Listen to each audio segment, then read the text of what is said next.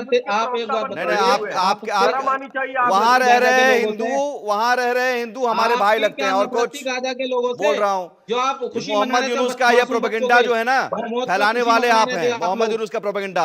और मौलाना साहब ने बहुत अच्छे से आपको समझा दिया कि इस देश में सबसे ज्यादा, एक सेकंड रुकिए, मैं बोल रहा हूं, रुकिए रुकिए आप, रुकिए आप, एक सेकंड रुकिए, एक सेकंड रुकिए। 2 दिन में 5 से ज्यादा मंदिरों पर अटैक हुए। प्रोग्राम का जिहाद करने आए हैं। एक सेकंड, नहीं मोहम्मद मेहताब हो गया। अब 2 ही दिन में 5 से ज्यादा मंदिरों पर अटैक हुए, एक पुजारी की हत्या कर दी गई। रिसेंट की घटना है।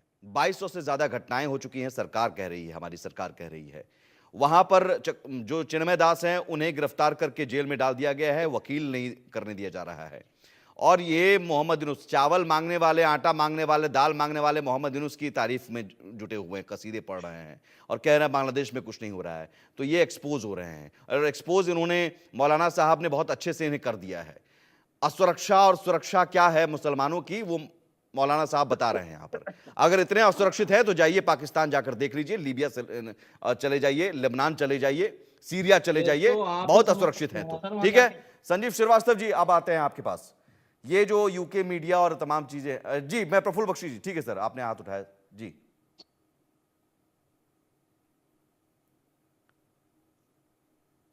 जी जी प्रफुल्ल साहब, विंग कमांडर प्रफुल्ल बख्शी जी।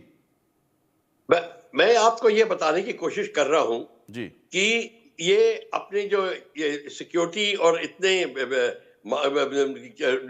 रिलेशनशिप इतनी स्ट्रांग है इसमें, यहाँ पे अब रिलीजन का मामला लेके हम लोग जब डिस्कस करते हैं, आपको पता होना चाहिए चंद इस्लामिक तबके के लोगों ने सारा गेम खराब कर रखा है। जी बिल्कुल। और वो बाहर से अपना सपोर्ट लेते हैं और वो उस अपना वो पूरा जिसको एजेंडा चलाते हैं।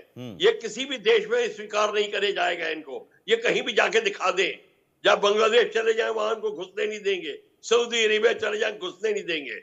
ये कहीं भी सेटल नहीं हो सकते। ये सिर्फ भारत में है और उनका एजेंडा चला रहे हैं। आप उन पर समय व्यर्थ कर रहे हैं। 28 मिनट होते हैं वो खत्म हो जाते हैं, क्योंकि इनका एजेंडा यही है कि प्रोग्राम नहीं चलने दो। आप इनको कृपया मत रखिए और बाकी प्रोग्राम चलने दीजिए, जी सर, तब बात बनेगी। जी जी बिल्कुल सर। अब आप बिल्कुल रिएक्शन आपका यूके मीडिया और ये सब तमाम जो प्रोपेगेंडा है, ये प्रोपेगेंडा क्या ये लग रहा है कि नोबेल प्राइज विनर हैं, अब उनकी छवि बिगड़ रही है, तो छवि सुधारने के लिए? आप बिल्कुल ठीक कह रहे हैं। ये जो नोबेल प्राइज विनर है, ये इनको रखा गया वहां पर। नोबेल प्राइज मतलब कुछ नहीं होता, इनको देके उन्हें रखा गया है और वो अपना एजेंडा चला रहे हैं। क्योंकि जब उन्होंने शेख हसीना को निकाला, वो सेंट मार्टिन आइलैंड के कारण निकाला, और सेंट मार्टिन आइलैंड के वो इसलिए लेना चाहते थे ताकि वो क्रिश्चियन देश सारे यूरोप के मिलके एक यहाँ पे क्रिश्चियन स्टेट का निर्माण करें, जिन्होंने पूरे आसाम को क्रिश्चियनिटी में बिखेरा हुआ है। इन्होंने 1947 से स्टार्ट कर दिया था। उस समय भी अमेरिका ने मांगा था ये ऑटोनोमस एरिया, और बेंगलोर ऑटोनोमस एरिया मांगा था, वो हमने नहीं दिया। तो अमेरिका देखिए, बांग्लादेश अमेरिका इकट्ठे थे, वो उस समय ईस्ट पाकिस्तान था, वो इकट्ठे थे, चाइना क्वाइट था। उस समय से अमेरिका इनकी मदद करने की कोशिश कर रहा है। पाकिस्तान और अब बांग्लादेश फिर आके मिल गए हैं, चाइना, ये सब मिलके ये भारत को डाउन करने की कोशिश कर रहे हैं। ये जो मुद्दा उठाया गया है, ये हिंदू मुस्लिम का कॉमन है। ये कब से, ये बांग्लादेश में अब से थोड़ी शुरू हुआ है। हमसे पूछिए, हम रह चुके हैं वहां पर, वहां शुरू से चल रहा है। 1971 में भी हो रहा था, ये हो रहा था जब रिफ्यूजी भागे आ रहे थे, उसकी आड़ में हिंदुओं पे अटैक हो रहा था। किसी ने, मीडिया ने रिपोर्ट नहीं किया, हम तो वहां पोस्टेड थे, हमें तो पता है 1971 की वॉर की, इतने रिफ्यूजीज को देखा वहां पर, वो इस कारण थे। तो आप हिंदू मुसलमान का जब बात आती है, तो जो अक्लमंद मुसलमान होते हैं वो इस ट्रैप में नहीं फंसते, पर वो जो रेडिकल तबके के लोग होते हैं वो इस ट्रैप में फंस जाते हैं। जैसे कि आप हमारे एक सहयोगी बैठे हैं, वो फंसे हुए हैं। तो ये कारण है, हमारे को अपनी सिक्योरिटी देखनी है। अमेरिका हमारे साथ नहीं है, कोई यूरोपियन कंट्री साथ नहीं है। क्रिश्चियनिटी फैलाने की कोशिश कर रहे हैं, इस्कॉन को उन्होंने पकड़ के रख लिया और उस पर टारगेट बनाया उन्होंने, और वो टारगेट बड़ा वैलिड लगा उनको, और इसीलिए उन्होंने किया। वो तो दूसरी बात है कि हमारी फॉरेन पॉलिसी इतनी तगड़ी हो गई है कि अब अमेरिका को पता नहीं कि वो उसने कहां हाथ दे दिया है। ये सारा का सारा गेम हमारी कूटनीति और डिप्लोमेसी सॉल्व करेगी। इस समय हमको ये सोच समझ के चलना चाहिए। तो ये मान ले कि पाकिस्तान समझ गया यूके है। की जो मीडिया है वो यूके की मीडिया नहीं, बल्कि वहां की, आप समझिए कि वहां के जो लोग हैं, अमेरिका, यूरोपीय देश, ब्रिटेन, ये इनकी फॉरेन पॉलिसी की अंग फॉरेन है। पॉलिसी है ना, मीडिया को आगे करके, मीडिया रिपोर्ट को आगे करके बताया जा रहा है कि मोहम्मद यूनुस कितने हाल अच्छे हैं, बनाया हुआ देखिए, मीडिया को। है ना। तो मीडिया के कारण यही कर रहे हैं। 1971 में British media was against you, अब American media was against you, Exactly.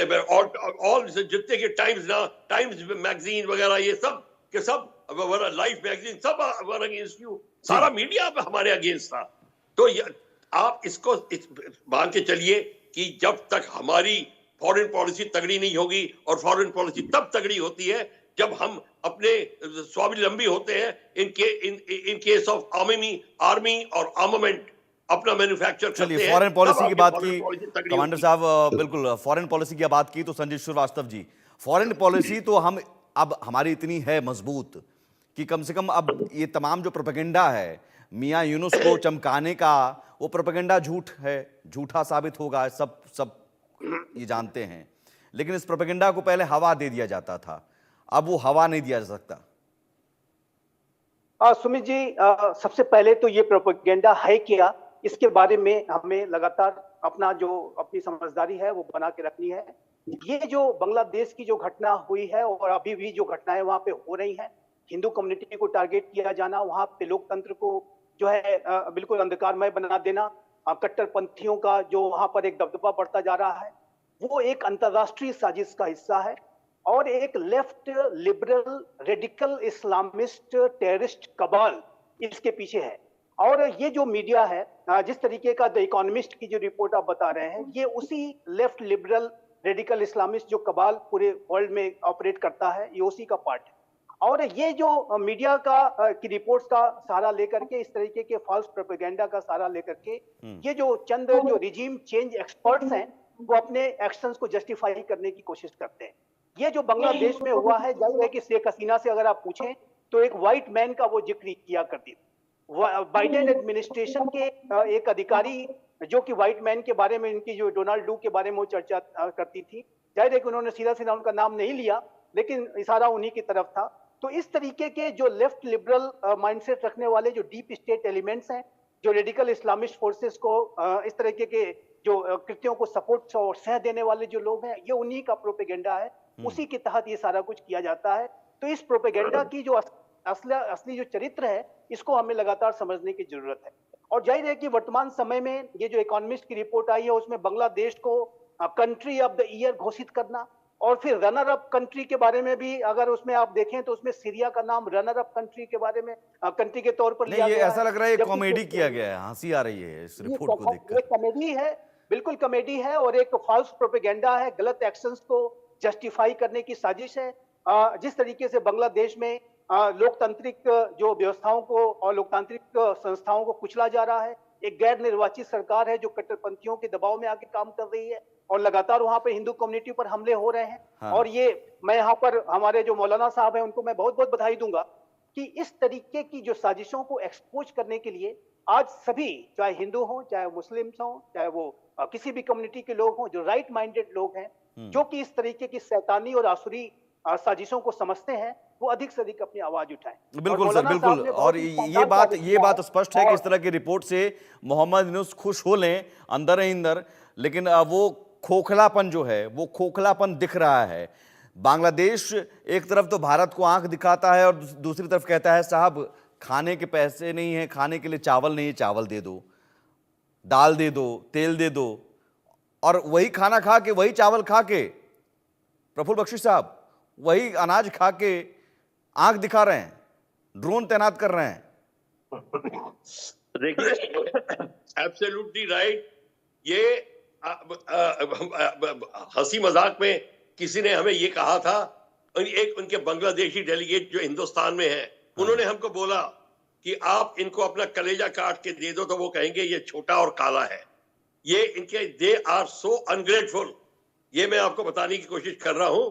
And secondly, इस कदर इस्लाम का वो उनके ऊपर छा गया क्योंकि पंजाबी मुसलमानों ने इनको रिजेक्ट कर दिया था, कहा था ये मुसलमान ही नहीं हो सकते, बंगाली कभी मुसलमान नहीं हो सकता।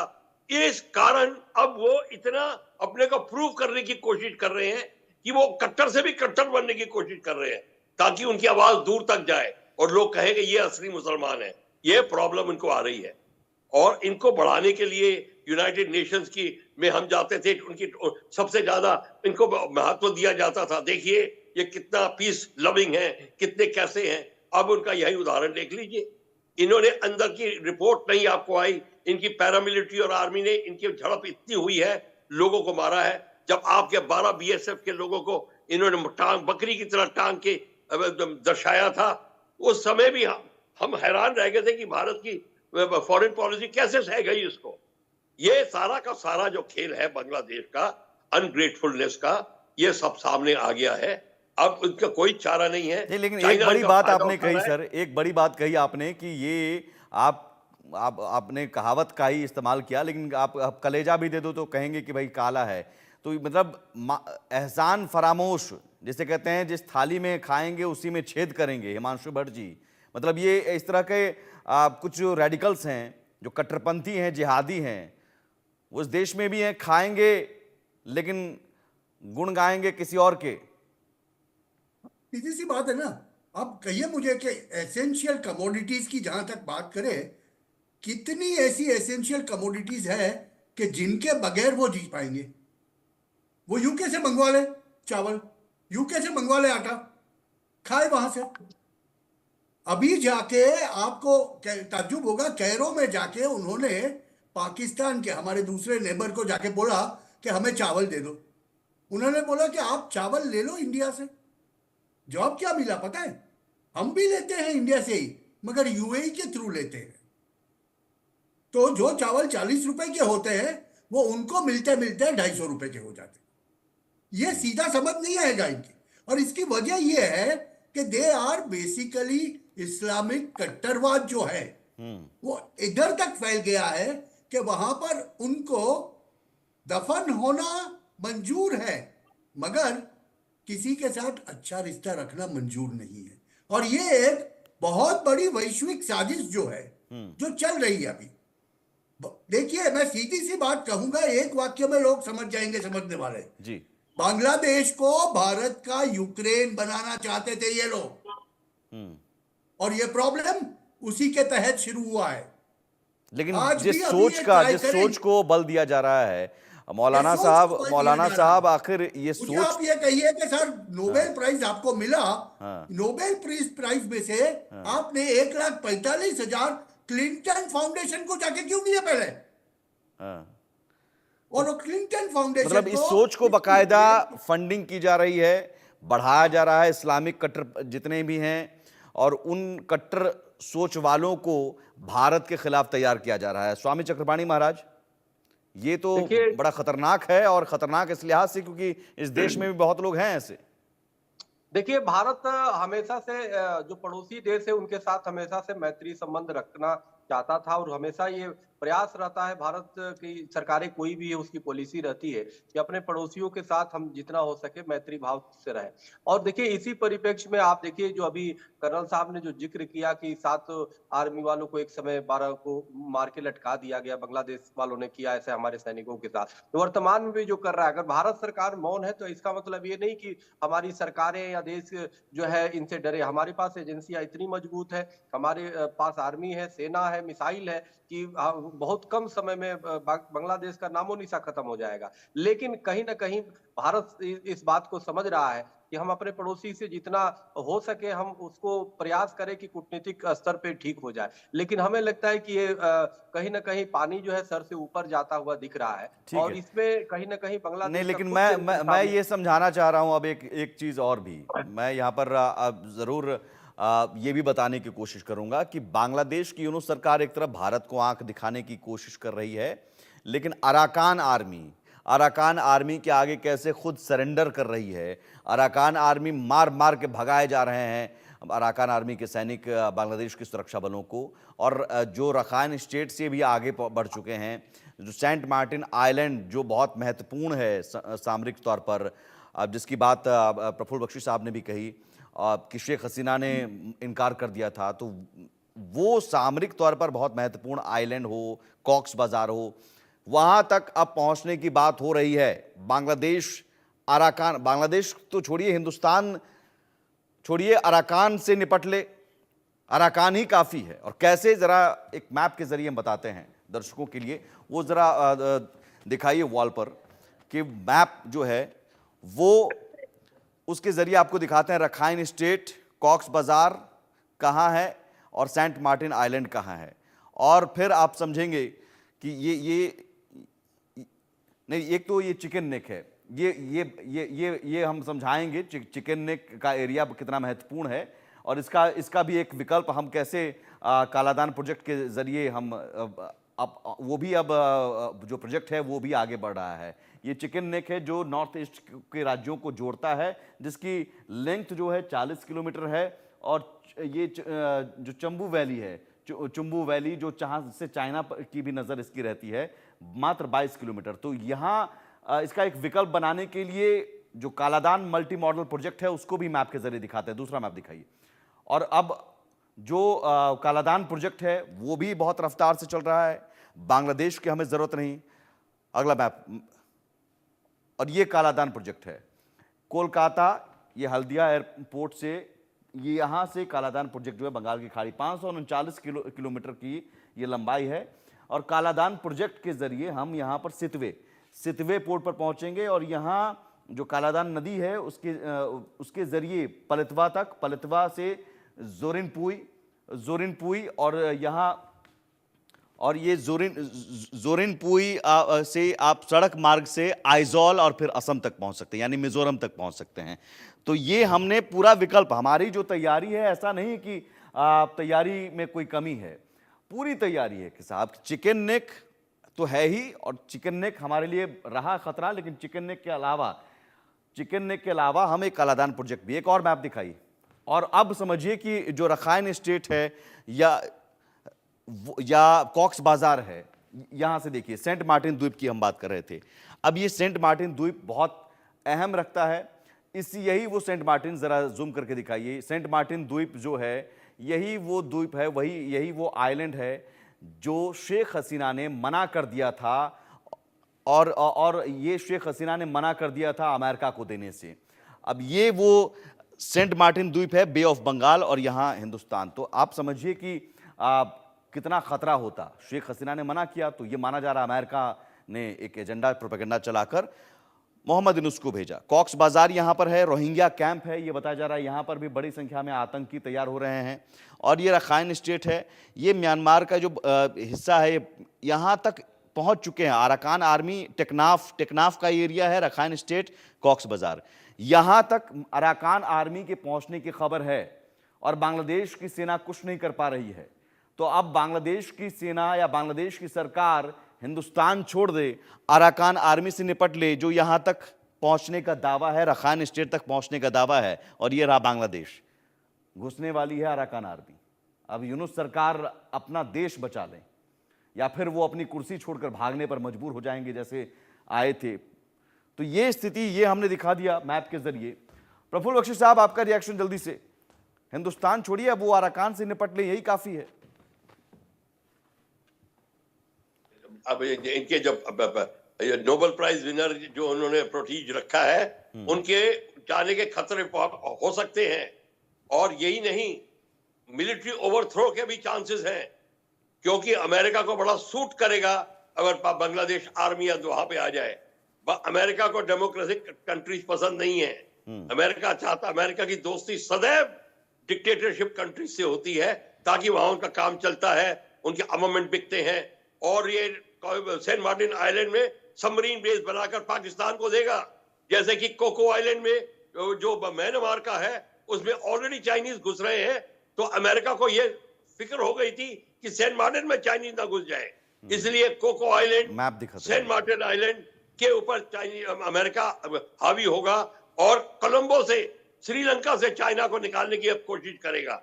ये संघर्ष चाइना और अमेरिका में तो चलेगा, पर इसमें भारत जो है वो एक किस्म से वो अब एक नेगेटिव पोजीशन में आ रहा है, क्योंकि भारत को अपनी पूरी की पूरी ट्रेड, मैरीटाइम एक्टिविटी देखनी है, और पाकिस्तान, बांग्लादेश अमेरिका के बीच में और चाइना के बीच में, इस खिचड़ी के अंदर हमारा सबसे ज्यादा नुकसान होगा, हमारी ट्रेड का, EEZ नहीं, का, लेकिन उसका सब विकल्प जगह हमारा उसका हाथ विकल्प हो जो हम दिखा रहे हैं मैप के जरिए, कालादान प्रोजेक्ट, संजीव श्रीवास्तव जी, यहाँ पर कालादान प्रोजेक्ट चिकन वैली का एक पॉइंट, चिकन नेक का एक विकल्प के तौर पर प्रोजेक्ट रुका हुआ था, लेकिन हाल के दिनों में अब तेजी आई है। अराकान आर्मी के साथ हमने बातचीत की, वो भी सहमत है कि ठीक है, इसको अब कीजिए, तो हम हल्दिया पोर्ट से सितवे होते हुए सीधे आइजोल तक पहुंच सकते हैं, एक विकल्प ये भी है। और दूसरी बात कि अराकान आर्मी अगर घुस रही है बांग्लादेश में, तो वो तो मोहम्मद यूनुस के लिए टेंशन है। देखिए सुमित जी, ये जो मोहम्मद यूनुस की जो सरकार है, ऐसी रिपोर्ट्स हैं कि ये जो टर्की से इन्होंने अभी TB2 बायरेक्टर ड्रोन्स लिए हैं, ये भारत और बांग्लादेश की सीमा पर जगह जगह ये देखे जा रहे हैं, जगह जगह तैनात कर रहे हैं। अगर मोहम्मद यूनुस की जो सरकार है, इसको अगर जरा भी अगर ये सद्बुद्धि से काम लेते, तो ये जो ड्रोन्स हैं, इनकी तत्कालिक जो डिप्लॉयमेंट की आवश्यकता म्यांमार बांग्लादेश बॉर्डर पे है। क्योंकि जैसा कि आपने बताया कि टेक्नाफ रीजन के बहुत बड़े भाग पर अराकान आर्मी ने अपना कब्जा कर लिया है, और ये जो टेक्नाफ रीजन है वो सेंट मार्टिन आइलैंड के बहुत नजदीक है।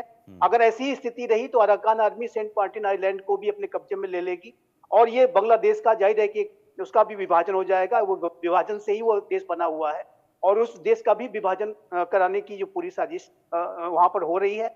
लेकिन ये जो बांग्लादेश की जो अंतरिम सरकार है, अपने आंखों पर उसने पट्टियां बांध रखी हैं, और जाहिर है कि कट्टरपंथियों को ये सिर्फ सह देने का कार्य कर रहे हैं। हर तरीके से वहां पर एक अराजकता की स्थिति देखी जा रही है। तो इस तरीके की अपनी आंतरिक स्थितियों से जूझने के बजाय ये भारत के विरुद्ध जो है ड्रोन्स की तैनाती इत्यादि कर रहे हैं, तो ये मैं इनकी जो एक मूढ़ बुद्धि वर्तमान समय में जो दिखाई दे रही है, एक जो शॉर्ट साइटेडनेस, विनाशकाले विपरीत बुद्धि, मैं कहूंगा, और उसको विनाशकाले विपरीत बुद्धि भी आप कह सकते हैं, बिल्कुल सही आपने कहा। और अगर इसी तरीके की विपरीत बुद्धि अगर रही, तो मेरा ऐसा मानना है कि बांग्लादेश आने वाले समय में उसी स्थिति में पहुंच जाएगा जैसा कि आज पाकिस्तान है। पाकिस्तान आज 4 भागों में विभाजित होने की स्थिति में है सुमित जी, और बांग्लादेश में भी अगर इसी तरह की स्थितियां रही, आतंकी अतिवादी जो ताकतें इसी तरीके का अपना प्रभाव बढ़ाती रहीं, डीप स्टेट एलिमेंट के हाथों में यदि वहां की सरकारें खेलती रहीं, तो जाहिर है कि वो अपने राष्ट्र का विभाजन करा के रखाइन स्टेट तक पहुंच जाना, ये खबर है कि टेक्नाफ नहीं, रखाइन स्टेट तक पहुंच जाना, आगे फिर कॉक्स बाजार है। ये आप कितना बड़ा डेवलपमेंट मानते हैं, और आगे आने वाले दिनों में कितना बड़ा खतरा बांग्लादेश के लिए? देखिए, अभी अराकान आर्मी ने जो बांग्लादेश म्यांमार का जो लगभग 290 किलोमीटर का बॉर्डर है, उस पर अपना कब्जा स्थापित कर लिया, और टेक्नाफ रीजन पर भी वो जो बांग्लादेश की टेरिटरी है, उसके ऊपर भी कई भागों पे अपना कब्जा स्थापित कर लिया है। रखाइन स्टेट में तो उसका जो एक डोमिनेशन चल ही रहा है। जो म्यांमार में जो एक गृह युद्ध चल रहा है, जो 3 ब्रदरहुड अलायंस है, उसका अराकान आर्मी पार्ट है, और वहां की मिलिट्री जुंटा के ऊपर वो अनेक क्षेत्रों में हावी हो रहे हैं। रखाइन स्टेट में काफी उन्होंने अपना एक दबदबा बना रखा है। तो ऐसे में अगर अराकान आर्मी ऐसे ही अगर ताकतवर होती रही, तो वो बांग्लादेश के अनेक भागों पर और भी बड़े भागों पर अपना कब्जा कर लेगी, और ये बांग्लादेश की टेरिटरी का बहुत बड़ा लॉस होगा। और ये बांग्लादेश की जो यूनुस की सरकार है, वो उसके ऊपर ध्यान बिल्कुल भी नहीं दे रही है।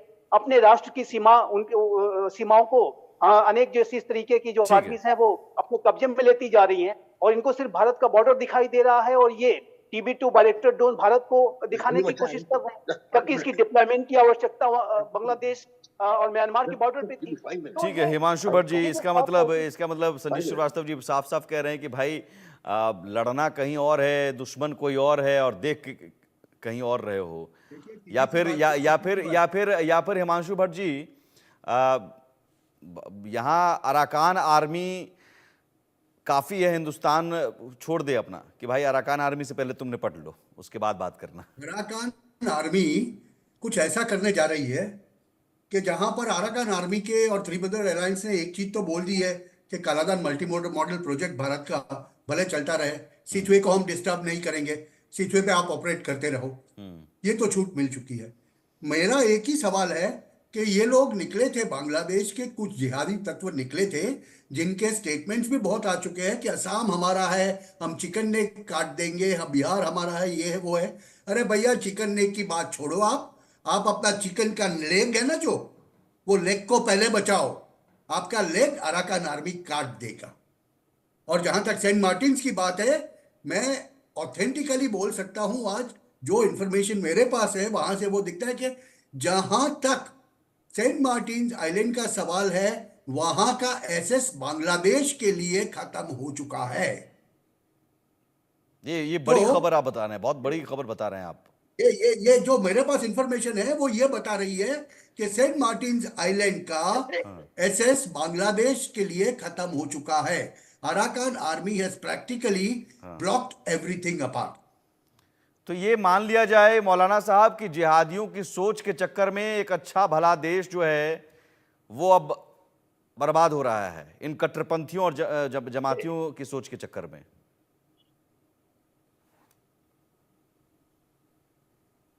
अनम्यूट कर लीजिए सर। कर लीजिए आप। जी बोलिए। जी मौलाना अली हुसैन, आपकी आवाज नहीं आ रही है। एक मिनट। हाँ अभी बताइए। जी बोलिए। मैं कह रहा हूँ कि एक भारत है, एक जहाँ जो पूरे हिंदुस्तान में, भारत में मुसलमान बहुत इत्मीनान से है, बहुत आजाद है। यहाँ पे ना कोई जुल्म है, ना जाति है, छोड़ के और आतंकवादी ये मुल्क हैं, चाहे वो है उसकी मुखालफत कर रही है। और आप देखें हमारे मुल्क के आज़म नरेंद्र मोदी जी जो भी वहां गए हैं, कुवैत गए हैं, क्या इकबाल किया गया है। बिल्कुल सर्वोच्च सम्मान मिला है, सर्वोच्च सम्मान मिला है और लगभग सभी मुस्लिम देशों में जो है बनाई है वहां के ऊपर। दुबई के अंदर दुनिया जोड़ रहे हैं भारत के साथ में, सारे रिश्ते अच्छे कर रहे हैं। ईरान भी गए थे, अफ्रीका भी गए थे, मैं अफ्रीका में उस वक्त मौजूद था जब नरेंद्र मोदी जी वहां पे आए थे। उनको वहां पर इस्तकबाल मिला। कीनिया में गए, तंजानिया में गए, कंपाला में गए। दुनिया में भी देख रहा हूँ, अमन अगर कहीं मिलेगा, शांति कहीं मिलेगी, मोहब्बत कहीं मिलेगी, प्यार कहीं मिलेगा, तो वो हिंदुस्तान में मुसलमानों को मिलेगा। यहाँ के हिंदू, हिंदुस्तान के हिंदू जो हैं, दुनिया में सबसे अच्छे तरीके से प्यार मोहब्बत के साथ रहते हैं और अपना पूजा पाठ करते हैं। हम 2-4 लोगों की बात नहीं करते हैं, मगर 99% हिंदू हमारे मुल्क लेकिन मौलाना साहब मैं ये कह रहा हूँ कि ये देखिए आज बांग्लादेश की जो हालत हम देख रहे हैं, आपने जो एक्सपर्ट्स के साथ आपने चर्चा सुनी होगी कि बांग्लादेश के स्थिति अब ये हो गई है कि अब उसके जो जमीन के टुकड़े हैं और अराकान आर्मी अब कब्जा कर रही है, उसके टुकड़े होने वाले हैं एक और। तो ये कट्टरपंथी और इस्लामिक सोच, जिहाद वाली सोच जो है वो बड़ी खतरनाक है। ये सोच चंद ही लोगों के जहन में होती है, हम भी यही मानते हैं, लेकिन ये सोच धीरे धीरे हावी हो जाती है तो पूरा देश बर्बाद कर देता है। नहीं, ये जो है आतंकवादी हैवान लोग हैं, ये इंसान है। मासूमों को मारे, मंदिरों को गिराएं, इनको हम इंसान ही नहीं मानते हैं। इस्लाम ने नहीं सिखाया है। चलिए ठीक है, मोहम्मद मेहताब साहब समझ गए होंगे अब आपकी बात। आतंकवादी ये जो है बांग्लादेश में पाए जाते हैं। जल्दी से मोहम्मद मेहताब उस्मानी, अब आप समझ गए होंगे, इतने एक्सपर्ट व्यू के बाद भी समझ गए होंगे। जी, ये लोग जालिम लोग हैं, ये जल्लाद लोग हैं, ये बेगुनाह लोगों को मार डालते हैं, काट डालते हैं। इनके क्या कत्ल करना कोई मसला नहीं। मोहम्मद मेहताब उस्मानी जल्दी से रिएक्शन।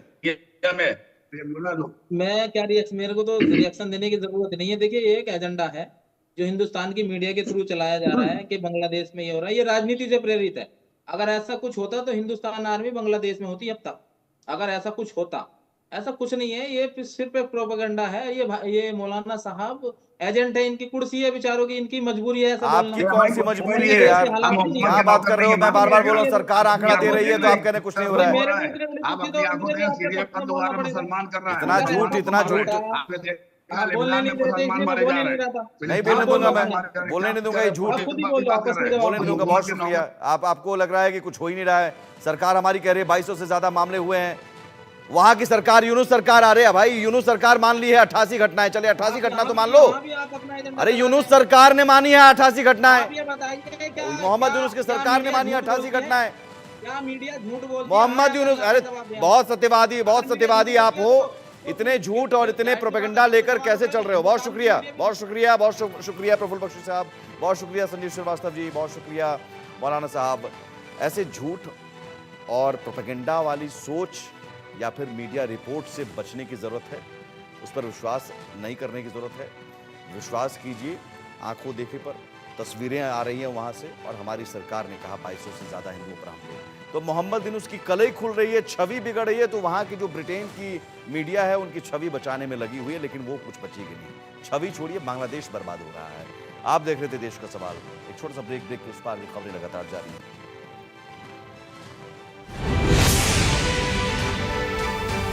कहां करना है खर्च और कहां हो सकती है बचत, कैसे बढ़ा सकते हैं आमदनी और कैसे संभाल सकते हैं अपना बजट। आपके काम की हर जरूरी बात मेरे साथ इंडिया न्यूज पर पैसे की बात सागर सिन्हा के साथ। देश की बात, देश के लोगों की बात, राजनीति, खेल और दुनिया की खबरें, धर्म, संस्कृति और राष्ट्र नीति की खबरें, देश की जनता के लिए इंसाफ की आवाज, खबरों से समाज में बदलाव का आगाज, आधी आबादी के संघर्ष और कामयाबी की कहानी, निष्पक्ष, बेबाक और बेखौफ नजरिया, खबर जिससे बदलता है देश, जिससे बनता है समाज। इंडिया न्यूज, सबसे पहले देश। वो आधा हिस्सा जिसके बगैर सच पूरा नहीं, वो है अर्ध सत्य। सोमवार से शनिवार रात 8 बजे। बयान, हंगामा, दावे, ये सब कहां सच बतलाते हैं। दूध का दूध, पानी का पानी तो आंकड़े ही कर पाते हैं। देखिए मेरे साथ आंकड़े हमारे फैसला आपका रोज रात 9 बजे सिर्फ इंडिया न्यूज पर। देश की बात, देश के लोगों की बात, राजनीति, खेल और दुनिया की खबरें, धर्म, संस्कृति और राष्ट्र नीति की खबरें, देश की जनता के लिए इंसाफ की आवाज, खबरों से समाज में बदलाव का आगाज, आधी आबादी के संघर्ष और कामयाबी की कहानी, निष्पक्ष, बेबाक और बेखौफ नजरिया, खबर जिससे बदलता है देश, जिससे बनता है समाज। इंडिया न्यूज, सबसे पहले देश। कहां करना है खर्च और कहां हो सकती है बचत, कैसे बढ़ा सकते हैं आमदनी और कैसे संभाल सकते हैं अपना बजट। आपके काम की हर जरूरी बात मेरे साथ इंडिया न्यूज पर पैसे की बात सागर सिन्हा के साथ। देश की बात, देश के लोगों की बात, राजनीति, खेल और दुनिया की खबरें, धर्म, संस्कृति और राष्ट्र नीति की खबरें, देश की जनता के लिए इंसाफ की आवाज, खबरों से समाज में बदलाव का आगाज, आधी आबादी के संघर्ष और कामयाबी की कहानी, निष्पक्ष, बेबाक और बेखौफ नजरिया, खबर जिससे बदलता है देश, जिससे बनता है समाज। इंडिया न्यूज, सबसे पहले देश। खास खबर के सह प्रायोजक हैं MDH देगी मिर्च का तड़का, अंग अंग फड़का। MDH की देगी मिर्च, शिफ्टिंग की टेंशन बड़े भैया है ना। अग्रवाल पैकर्स.in, DRS ग्रुप 9360014001। पीएम मोदी को कुवैत का मिला सर्वोच्च सम्मान, the Order of Mubarak Al Kabir से नवाजे गए भारतीय प्रधानमंत्री। कुवैत के अमीर ने पीएम को सम्मानित किया।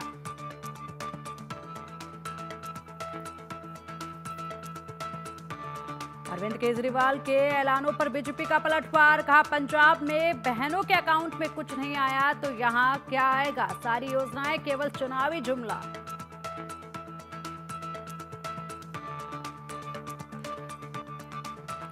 दिल्ली में अवैध रूप से रह रहे बांग्लादेशी नागरिकों के खिलाफ कार्रवाई तेज, दस्तावेजों की जांच कर रही पुलिस। अब तक 175 संदिग्धों की पहचान।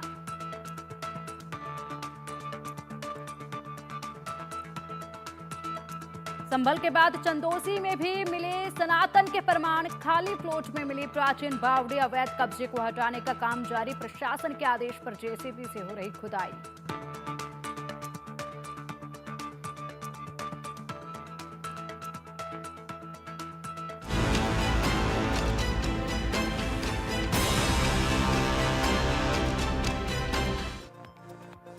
नमस्कार, बहुत स्वागत है आपका। मैं हूं पिंकी धनखड़ आपके साथ। आधे घंटे तक आप मेरे साथ देखेंगे बड़ी बात, जिसमें आपके लिए लेकर आए हैं काम की बात। इसमें देश दुनिया की खबरें भी होंगी।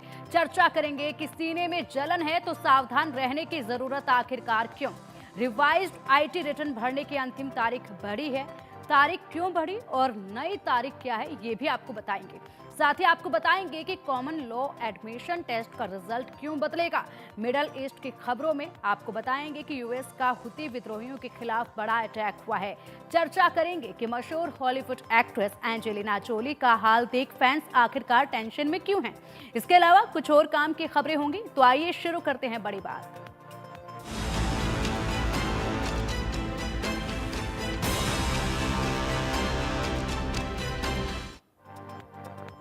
अगर पेट में किसी भी तरह की समस्या होती है तो इसको छोटा समझने की गलती नहीं करनी चाहिए, क्योंकि इसे अनदेखा करना आपके लिए कई बड़ी समस्याओं का कारण बन सकता है। इसकी वजह से पेट का कैंसर भी हो सकता है। ऑयली और मसालेदार भोजन को खाने से यहाँ लंबे समय तक पेट खाली होने की वजह से कई बार एसिडिटी की समस्या हो सकती है। हम एसिडिटी को अक्सर अनदेखा कर देते हैं, लेकिन यह कभी कभी बेहद खतरनाक भी साबित हो सकती है। पेट में कैंसर ऊपरी हिस्से या फिर निचले हिस्से में हो सकता है, जो एक जानलेवा बीमारी है। समय रहते अगर लक्षणों की पहचान ना करके इसका इलाज नहीं हो पाता है तो व्यक्ति अपनी जान से हाथ भी धो सकता है। डॉक्टर बताते हैं कि जैसे जैसे उम्र बढ़ती है वैसे वैसे बीमारियां लोगों को अपनी चपेट में लेने लगती हैं। खासतौर पर 60 साल के बाद हमें अपने सेहत का खास ध्यान रखना चाहिए और अगर किसी भी तरह की समस्या नजर आती है तो इसे इग्नोर करने के बजाय डॉक्टर से मिलकर जांच करनी चाहिए। वैसे तो हार्टबर्न एक आम स्थिति है जिसमें सीने में जलन होती है, लेकिन यह बैक्टीरियल इन्फेक्शन या फिर पेट के अल्सर का भी एक संकेत हो सकता है। कैंसर से पीड़ित कुछ लोगों में भी आपात सीने में जलन और एसिडिटी रिफ्लेक्स की समस्या होती है, जिनके कारण ढक्कारें और हिचकी भी बढ़ सकती है। गैस्ट्रिक कैंसर को अगर आप पहचान नहीं पाते हैं तो उचित समय पर इसका इलाज नहीं करते तो यह धीरे धीरे पूरे शरीर के कई अंगों में भी फैलकर जानलेवा स्थिति पैदा करने में कामयाब हो सकता है। अगर आप अक्सर ही एसिडिटी की परेशानी से जूझ रहे होते हैं तो इसकी वजह से पेट में पाइलोरी संक्रमण हो सकता है, जो डीएनए को नुकसान पहुंचाता है और अगर आगे चलकर ये जो संक्रमण है इसके कारण पेट में कैंसर होने का जोखिम भी बढ़ जाता है। पेट के कैंसर से बचने के लिए ऑयली और मसालेदार फूड से दूरी बनाएं। बढ़ते हुए वजन को कंट्रोल रखने के लिए नियमित एक्सरसाइज करें और बैलेंस डाइट को फॉलो करें। इसके साथ ही रात में सोने से 2-3 घंटे पहले खाना खाने की आदत अपनाएं। खाना खाने के बाद लेटने और बैठने के बजाय थोड़ा टहलने का प्रयास करें। योग और एक्सरसाइज को अपने डेली रूटीन में शामिल करें और नशे से दूर रहें। अगर उचित समय पर इस बीमारी के इन सिम्टम्स की पहचान हो जाए तो इसका इलाज संभव है। इसमें सर्जरी, कीमोथेरेपी, रेडिएशन थेरेपी आदि शामिल हो सकते हैं। अगर किसी व्यक्ति के सीने में जलन की समस्या लंबे समय तक बनी रहती है या फिर सांस लेने में दिक्कत होती है, चिपचिपा और काला मल पीलिया निगलने में कठिनाइयां और लगातार उल्टी हो रही हो तो यह एक गंभीर स्वास्थ्य समस्या का संकेत हो सकता है। ऐसे में तुरंत डॉक्टर से संपर्क करना चाहिए आपको। चलिए अब आपको ग्राफिक्स के जरिए बताते हैं लक्षण और परहेज को लेकर कुछ मुख्य बातें। कैंसर के कारण भी हार्टबर्न संभव है और इसी के साथ साथ अगर बात की जाए तो इन लक्षणों से गैस्ट्रिक कैंसर हो सकता है, जैसे कि टक्कारे और हिचकी भी बढ़ सकती है और ऐसे में गैस्ट्रिक कैंसर कई अंगों में फैल सकता है। एसिडिटी से पाइलोरी संक्रमण संभव है। संक्रमण के कारण कैंसर होने की संभावना बढ़ जाती है। ऑयली और मसालेदार फूड से दूरी रखें इसके लिए और नियमित एक्सरसाइज करें। खाने पीने में बैलेंस डाइट को ही फॉलो करें।